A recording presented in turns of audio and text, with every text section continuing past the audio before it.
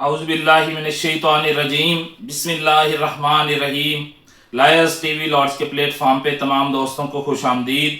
आज का जो हमारा टॉपिक है वो है जी, पंजाब हुकूमत ने कुछ दिन पहले एक कानून पास किया था जो कि इलीगल पोजेशन, गैर कानूनी कब्जे जो लोगों ने किए हुए थे वो वागुजार करवाने के लिए इलीगल पोजेशंस को रिमूव करवा के हकदारान और असल मालकान के हवाले करने के हवाले से एक कानून पास किया था, जो कि लोगों ने उसको सराहा। लेकिन पाकिस्तान की लीगल कम्युनिटी और पंजाब की लाहौर हाई कोर्ट ने उस पर एक अथेंटिक किस्म के इतराज़ात उठाए, जो कि बड़े वायलेंट इतराज़ात थे, क्योंकि उस एक्ट में बाईपास किया गया था और उस एक्ट के जरिए कार्रवाइयां जो हो रही थी उसमें लोगों के बेसिक फंडामेंटल राइट्स वायलेट हो रहे थे और जो तमाम अदलिया का सिस्टम है उसको बाईपास किया गया था।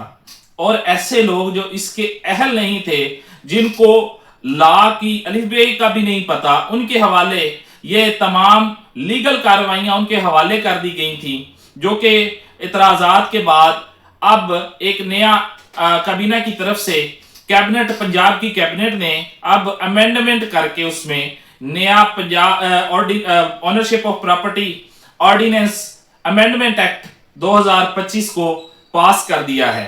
पहले क्या कानून था, अब क्या कानून है, और इसमें जो नई चीजें ऐड की गई हैं उनकी वजूहात क्या थी और उनका फायदा अब आवाम को क्या होगा, ये आज का हमारा टॉपिक है।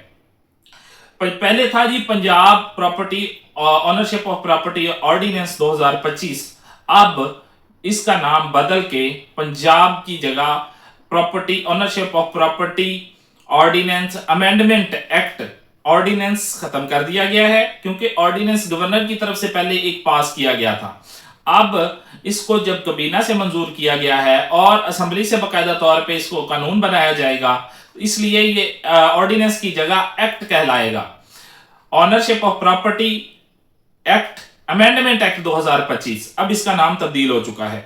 पहले जो कानून बनाया गया था उसमें सबसे पहले जो एप्लीकेशन दी जाती थी वो डीआरसी कमेटी में, डिस्प्यूट रेजोल्यूशन कमेटी, उसके अंदर एप्लीकेशन कोई भी बंदा गुजारता था और वो कमेटी में डीपीओ, डीसीओ, रेवेन्यू अफसरान और जो मुतलका रेवेन्यू अथॉरिटी चंद लोग होते थे या 1-2% रेवेन्यू के हवाले से रिकॉर्ड जिनके पास होता था, ये 3-4 लोग बैठते थे और फैसला कर देते थे किसी की भी किस्मत का, बगैर कोई लीगल कोर्स अडॉप्ट किए हुए, बगैर कोई एविडेंस रिकॉर्ड किए हुए, जो कि लोगों के बेसिक फंडामेंटल राइट्स वायलेट हो रहे थे।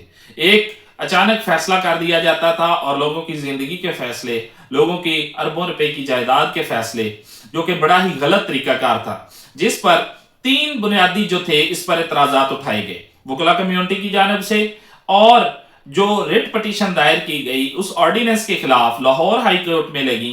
जस्टिस आलिया नीलम साहिबा, chief justice Lahore high court, उन्होंने इसको सुना और इस पर एक स्टे ऑर्डर जारी किया और मामला फुल बेंच के सुपुर्द कर दिया। और आई थिंक वहां पे लीगल कम्युनिटी, वकला के जो नुमाइंदगान और अदलिया की तरफ से जब मिल के तजावीज पेश की गई और अब ये शामिल की गई हैं। अच्छा जी, डीआरसी कमेटी में वो फैसला होता था, 5 से 10 साल उसकी सजा थी, 10 लाख रुपए तक जुर्माना था, वो जी 24 घंटे के अंदर वागुजार, और वो एक टिक टॉकर टाइप जो है वो कानून बन गया था, जो कि बड़ा ही खतरनाक था। कुछ लोगों का तो फायदा हो जाता है लेकिन कुछ लोगों का नुकसान भी हो रहा था। जो बाज़ औक़ात कुछ लोग हकदारान होते थे लेकिन उनको हक नहीं मिलता था, क्योंकि बाकायदा तौर पे एविडेंस नहीं रिकॉर्ड होती थी। 3 जो बुनियादी इतराज थे वो क्या थे? बेसिक ये था कि डीआरसी कमेटी इसकी अहल नहीं है सुनने की, ये बाकायदा तौर पे एक लीगल फोरम पे सिविल कोर्ट इसको सुने।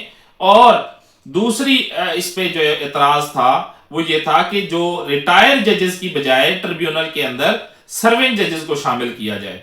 तीसरा इसमें बुनियादी इतराज ये था कि इसमें अपील का हक नहीं दिया गया था, उसको अपील का हक दिया जाए। अगर किसी बंदे के खिलाफ 90 दिन के अंदर फैसला होता है तो उसके अपील का हक उसके पास होना चाहिए और वो हाई कोर्ट के अंदर उसकी अपील दायर कर सके, जो कि उसका बेसिक फंडामेंटल राइट है।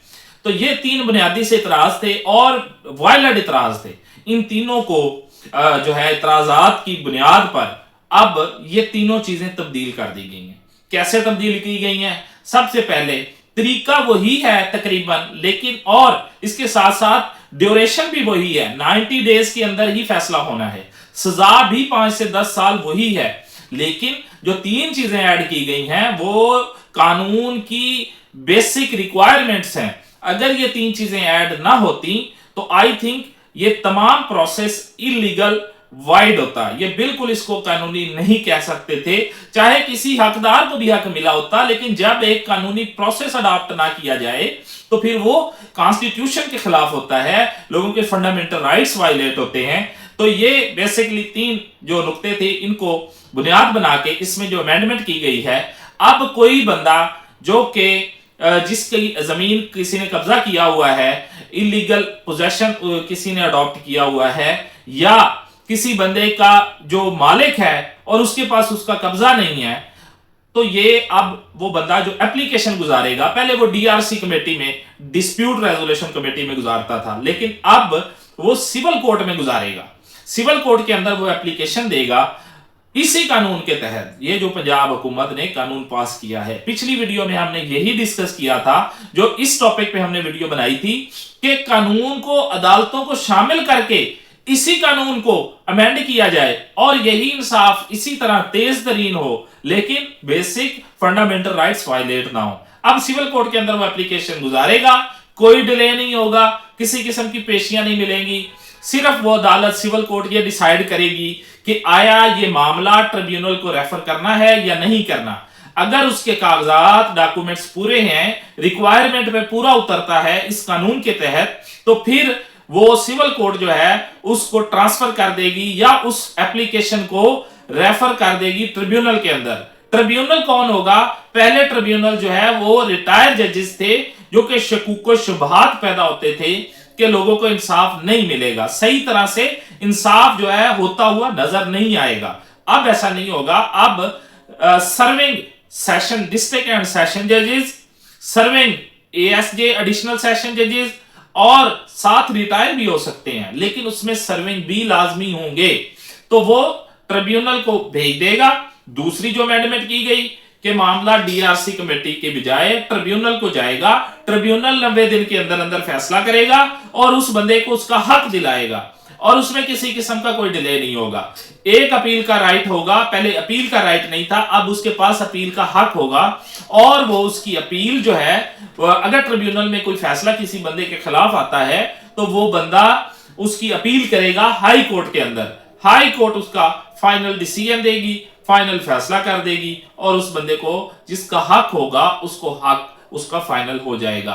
ये 3 बुनियादी तब्दीलियां थी। बकायदा तौर पे लीगल बंदे सिविल कोर्ट, जिसको कानून का पता है, बजाय डीपीओ डीसीओ, बाज़ औक़ात उन्होंने लॉ का जो है वो लॉ का कोर्स ही नहीं किया होता, लॉ की डिग्री उनके पास नहीं होती, कानून की समझ बूझ नहीं होती, तो इसलिए डीपीओ और डीसीओ की बजाय बकायदा सिविल कोर्ट उसका बेसिक फैसला करेगी, एप्लीकेशन को सिर्फ रेफर करेगी, कोई डिले नहीं होगा, रेफर कर देगी ट्रिब्यूनल को। ट्रिब्यूनल उसी तरह 5 से 10 साल तक सजाएं दे सकता है जिस तरह पहले कानून था। तीसरा जो राइट अपील का दिया गया है, हाई कोर्ट भी उसका जल्द अज जल्द फैसला करेगी, कोई डिले नहीं होगा, किसी किस्म का कोई डिले इसमें नहीं किया जाएगा। ये फास्ट किस्म का ट्रायल होगा, 90 दिन के अंदर अंदर इसका फैसला करना जरूरी है। ये 3 बुनियादी चीजें थी जो आज हमने डिस्कस करनी थी इस ऑनरशिप ऑफ प्रॉपर्टी एक्ट 2025 की। अब ये जो फुल बेंच में अभी तक मामला चल रहा है, लेकिन जो स्टे ऑर्डर हुआ था वो फुल बेंच में अभी तक ज़ेरे समाअत है, लेकिन आई थिंक ये अमेंडमेंट वाला एक्ट पास होने के बाद वो उसका फाइनल डिसीजन हो जाएगा, क्योंकि बेसिक 3 यही एतराज़ात पिटीशन में उठाए गए थे, अब वो एतराज़ात दूर हो चुके हैं और ये बेसिक जो किसी के भी फंडामेंटल राइट्स वायलेट नहीं होंगे। तो आज के लिए इजाजत दीजिए, मिलते हैं नेक्स्ट एक लीगल नॉलेज की वीडियो के साथ। अल्लाह निगहबान।